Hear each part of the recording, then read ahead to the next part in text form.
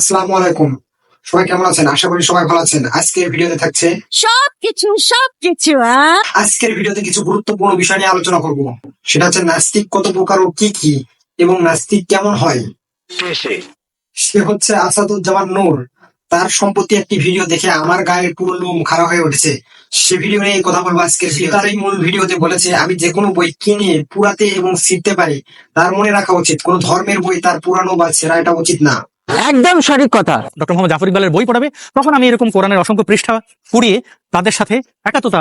আপনারা কি তার উপর কোনো বিশ্বাস রাখতে পারবেন বা আস্থা রাখতে পারবেন যে অন্য ধর্মের বই পুরাই বা ছিঁড়ে সে নিজের ধর্মের বই কোন পুরাবে না বা ছিঁড়বে না? কিন্তু আপনার কি মতামত অবশ্যই সেটা কমেন্ট বক্সে জানাবেন। ছাত্ররাই তাকে আর ওই ঘটনার পর থেকে শ্রদ্ধা করেন না। তিনি সরকারের এক প্রকার, বলতে শব্দটি আমার খারাপ লাগছে, দালাল হিসেবে নিজেকে প্রমাণ করেছেন। জাফর ইকবাল যদি দালাল হয় ছাত্রদের সাথে প্রতারণা করে, আর সে জাফর ইকবালের পক্ষে ভিডিও বানায়, সে দালালের থেকে বড় দালাল হচ্ছে। আমরা সবাই যে কোনো সত্য ধর্মকে মেনে নিতে পারি যদি সেটা সত্য ধর্ম হয়, কিন্তু আপনি কোরআনের মতো কোনো সত্য এবং সুন্দর ধর্ম কোথাও পাবেন না যে ধর্মের কোনো বিবাদ নেই। আমি যদি এই নাস্তিককে কখনো পাই, আমার ইচ্ছা আছে তাকে একটা কিমা বানাবো। কিমা যে কত প্রকার হয় তাকে বানিয়ে আমি পরীক্ষা করে আপনাদেরকে দেখাবো যে কিমা কত প্রকার ও কি কি। নাস্তিকের যেমন প্রকারভেদ হয় না, কিমা বানায়ও একে প্রকারভেদ করে বোঝাতে পারবো না আপনাদেরকে যে কত প্রকার কিমা। উপদেষ্টা হিসেবে দায়িত্ব পালন করছেন, তো তারাও যে ডক্টর আসিফ নজরুলের মতোই ভণ্ড প্রতারক, ক্ষমতার লোভে লালায়িত, সেসব বিষয়গুলো আপনাদের সামনে উপস্থাপন অবশ্যই করব। প্রথমে চলুন দেখে নিই তার এই ভিডিওতে সে মূলত আসিফ নজরুল এবং কিছু সমন্বয়ককে জঙ্গি হিসাবে প্রমাণ করতে চেয়েছে, কিন্তু সে সফল হয়নি। এবং এই নাস্তিক আমাদের নবীজিকে মরু ডাকাত বলেছে। টাকা দিয়ে কিনেছি এবং এই বইয়ের প্রতি আমার কোনো সম্মান নেই। এই বইয়ের যে লেখক, সে কুখ্যাত মরুদ ডাকাত। দালালের কাজ কি? মিথ্যা কথা বলা।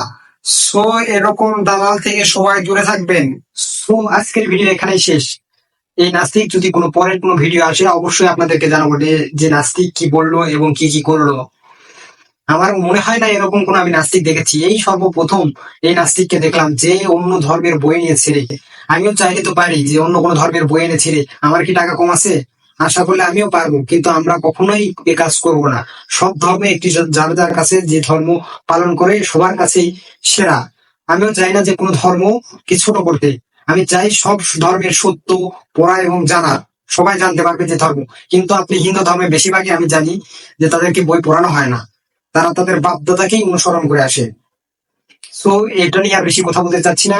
দেখা হচ্ছে নতুন কোনো ভিডিওতে।